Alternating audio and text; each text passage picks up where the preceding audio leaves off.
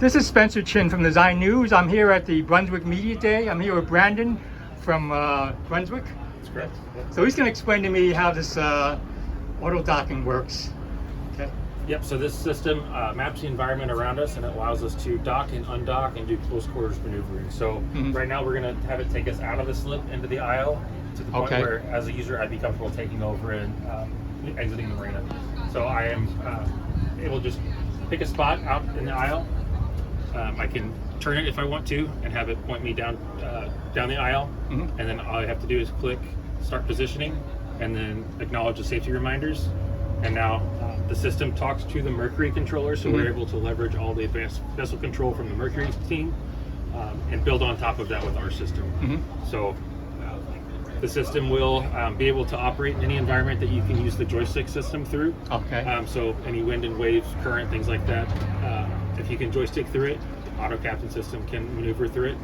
Above that, it won't operate, so it's not meant for like on-plane maneuvering. It's low speed, close quarters. And then as far as operating conditions, it is a camera-based system, so it needs to be able to see. That being said, it'll operate fine in lighter rain, light fog, but if it's super heavy rain or very thick fog that you can't see through, the cameras also can't see through. So it's limited in that way. Similarly, if it's pitch black, it's not going to operate, but what we found is that it actually operates further into the evening than you would expect it to. So similar to like a cell phone, by changing the exposure, you can actually get more information with the cell phone picture than you can with your eyes. So what we found is typically dock lights are enough for the system to operate fine. So you mentioned this is a camera system.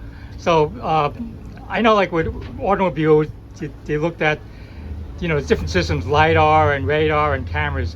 So what was the decision behind using a camera system for this marine application as opposed to some of the other technologies? Yeah, that's a great question. So the three primary technologies we investigated were cameras, LiDAR, and radar.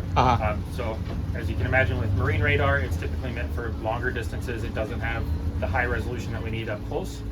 And at the time, automotive radar wasn't in the spot that it is today, where we could have leveraged, off-the-shelf sensors to go and meet this. With LiDAR, the problem is that it sees the water plane sometimes. If it's a glass surface, it won't pick it up, but if it's choppy or if there's leaves or debris or algae in the water, it will. And it's really hard to write perception and control algorithms around, sometimes.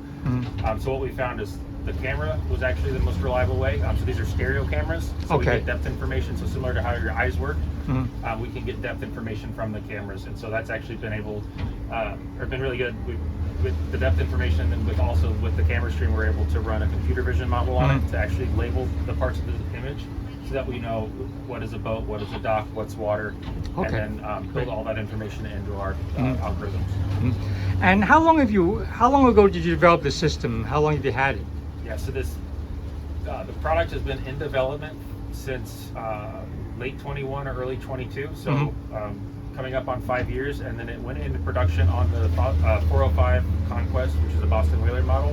That was announced last September, and then we're slowly rolling it out into new models, both within and exterior to Brunswick. So the vehicles that you're incorporating this autonomous, this autopilot, so to speak, are these higher end vehicles or what? I mean, how do you decide which vehicles?